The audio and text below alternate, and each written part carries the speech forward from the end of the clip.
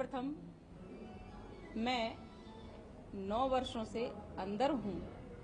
इन 9 वर्षों में मैं अपनी लगभग कोई भी भावना व्यक्त नहीं कर पाई हूं। इसलिए सर्वप्रथम इन 9 वर्षों में जो भी मेरी सीमा पर या भारत में किसी भी प्रकार से किसी भी प्रकार का कोई भी आतंकवाद या नक्सलवाद या किसी भी प्रकार का जो आतंकवाद है उससे जो हमारे सैनिक बंधु और सैनिक बहनें वो शहीद हुए हैं, उन्होंने अपने देश को अपनी आहुति दी है, मैं उनको हृदय से सादर श्रद्धांजलि अर्पित करती हूँ। इन 9 वर्षों में मैं कांग्रेसी षड्यंत्र, यूपीए सरकार का, कांग्रेस सरकार का जो 2008 में एक बहुत बड़ा षड्यंत्र था, उस षड्यंत्र रूपी काले सागर से संघर्ष करते हुए एक बहुत बड़ा अन्याय का इतिहास रचकर मैं आज कारागृह के बंधन से अर्ध मुक्त हुई हूँ। अभी हमारा केस जो मुंबई में चलेगा, इसलिए मैं अर्ध मुक्त कह रही हूँ उसको। कहीं ना कहीं मानसिक रूप से अभी मैं बंधन में रहूंगी। तो मैं आज बंधन मुक्त हुई हूँ और मैं कोर्ट को, हाई कोर्ट को, माननीय हाई कोर्ट को धन्यवाद करती हूँ कि उन्होंने इतने वर्षों में ही सही किंतु न्याय के लिए सुना और मुझे कम से कम इलाज करने के लिए अवसर दिया, मुझे स्वतंत्र श्वास लेने का अवसर दिया। तो मैं अब स्वतंत्र हूँ कारागृह के बंधन से। और आप सबने जो हमारे प्रति एक बहुत बड़ी भूमिका निभाई है। प्रारंभ में तो जरूर आप लोगों ने थोड़ा गलत किया, बहुत ज्यादा ही आप लोग थोड़े से हो गए थे और आपने आतंकवादी भी कह दिया और तमाम प्रकार का, लेकिन कांग्रेस का जो षड्यंत्र था उसमें कहीं ना कहीं आप लोग प्रभावित हो गए थे, परंतु उनके भगवा आतंकवाद से जरूर आप थोड़े से मीडिया वाले भी, बाकी लोग भी आहत हुए और उन्हें लगा कि कहीं ना कहीं ये कोई बहुत बड़ा षड्यंत्र है और वो इस चीज को स्वीकार किए।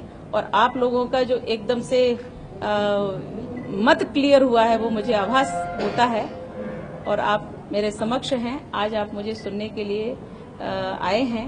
तो मैं अपनी बात बस इतनी कहती हूँ कि मैं अब अस्वस्थ हूँ तो इलाज लूंगी और स्वतंत्र हूँ, इसलिए कम से कम कहीं भी अच्छा इलाज लेने के लिए मैं स्वतंत्र हो गई हूँ और अब मैं आगे इलाज करूंगी। मैडम, ये भगवा आतंकवाद, मैं मैडम नहीं हूँ, मैं साध्वी। साध्वी जी बोलिए। साध्वी जी, ये दिग्विजय सिंह जी ने कहा था कि भगवा आतंकवाद, कोर्ट ने जवाब दे दिया। पी चिदम्बरम ने कहा था। तो जो विधर्मी होते हैं उनके लिए तो ये भगवा आतंकवादी ही होगा, क्योंकि इससे तो वो डरते हैं और उन्हें डरना भी चाहिए। राक्षसी वृत्तियों के लिए ये बहुत बड़ा हथियार है। इसके बारे में हम कुछ नहीं, कोर्ट बताएगा भाई, इसमें मैं कुछ नहीं कह सकती। आपके जो भी प्रश्न आप पूछ सकते हैं।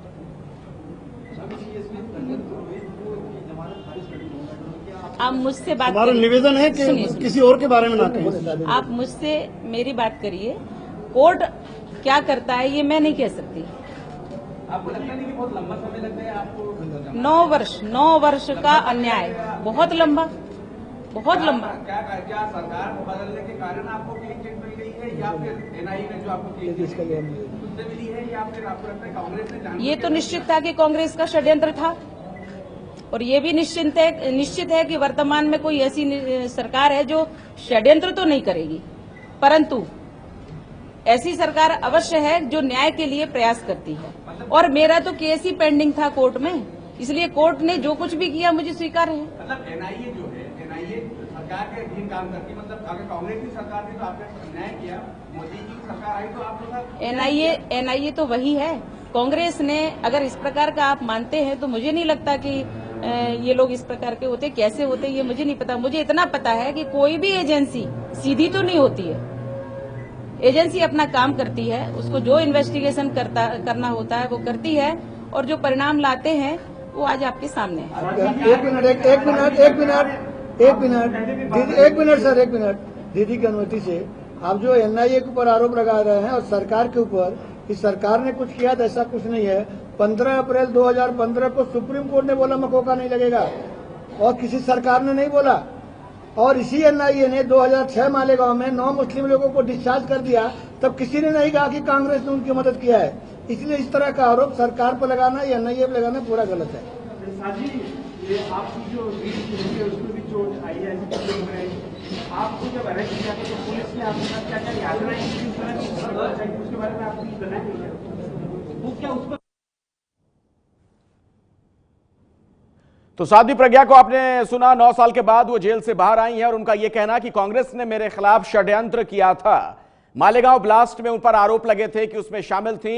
अब ये कह रही हैं जेल से बाहर आने के बाद कि भगवा आतंक शब्द कांग्रेस की देन है, कांग्रेस ने मेरे खिलाफ साजिश रची थी।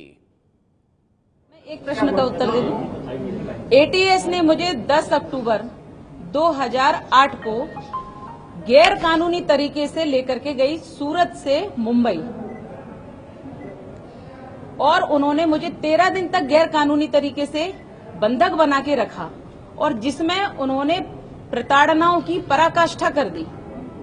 इस कारण से शायद भोपाल के कुछ आप लोग बंधु ऐसे हैं जो मुझे पहले से जानते हैं या देखा है, तो मैं फिजिकल फिट थी और मैं फिजिकल ट्रेंड भी हूं, और अच्छे से सन्यासी थी, तो अपना जीवन यापन अच्छे से करती थी। आज मैं पराश्रित हूं, इसका पूरा कारण एटीएस की प्रताड़ना, एटीएस मुंबई की।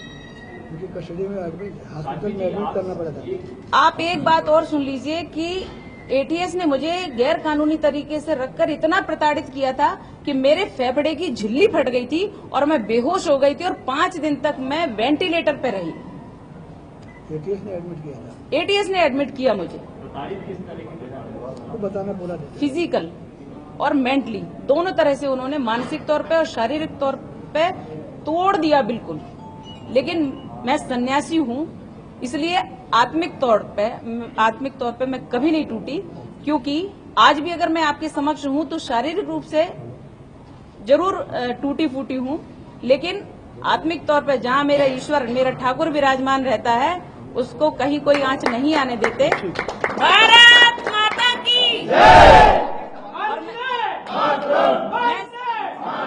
मैं सिर्फ अपने आत्मबल से आज आपके समक्ष हूं, वरना कांग्रेसी षड्यंत्र ने, कांग्रेसियों ने पूरा प्रयास कर लिया था मुझे खत्म करने का। खत्म करने का आप क्या कह रहे हो? क्या मारपीट की थी और मारपीट की किसने की थी, स्पेसिफिक बताएंगे?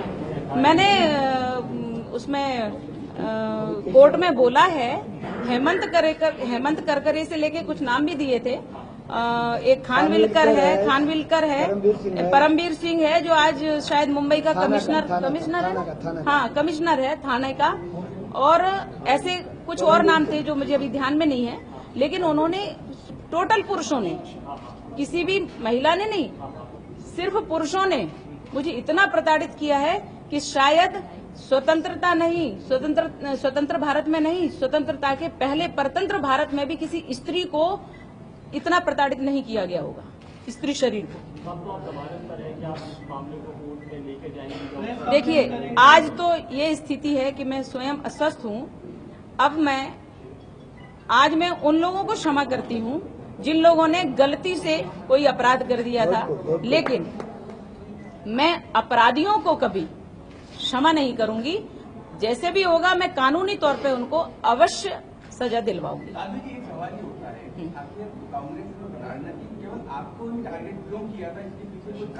भगवा आतंकवाद की पूरी स्क्रिप्ट देख लीजिए आप। उन्होंने भगवा आतंकवाद हमें लेकर के सिद्ध करना चाहा, हमें इतना भयानक आतंकवादी सिद्ध करना चाहा, तो उसकी पूरी एक कहानी इन्होंने बना के प्रस्तुत की थी कांग्रेस सरकार ने।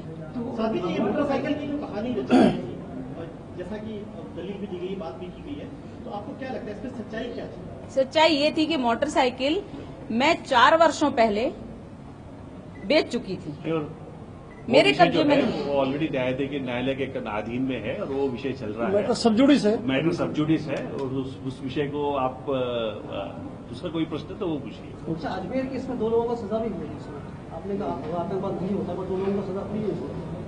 उसके बारे में क्या, उनके बारे में कमेंट नहीं, 2 लोग को सजाए हुई है, नो कमेंट। भगवा आतंकवाद नहीं होता, ये तो सिद्ध है। मित्रों, आज एक बात ठीक है। जानिए, और किसी को अगर किसी कोर्ट ने सजा दे दी तो वो ईश्वर नहीं है, एक बात का ध्यान रखना।